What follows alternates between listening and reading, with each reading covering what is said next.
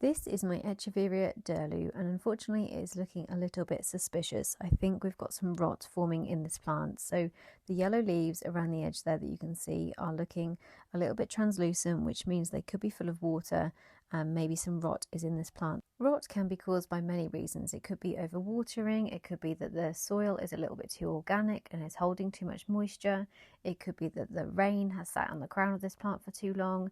There's so many different reasons, but the best way to check if rot is in the plant is to unfortunately chop it. So that's what I've done here. I've just removed the stem and tried to kind of cut back as much as I can to make sure there's no black in there, because I could see a really faint black line, which means the rot could be creeping in upwards towards the crown of the plant.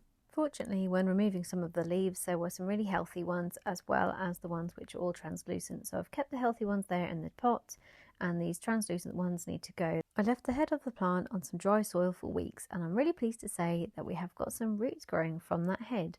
So I'm able to repot this now into a really dry, gritty mix. And also some of those leaves are actually propagating. We've got some pups and some roots starting to form, which is brilliant news.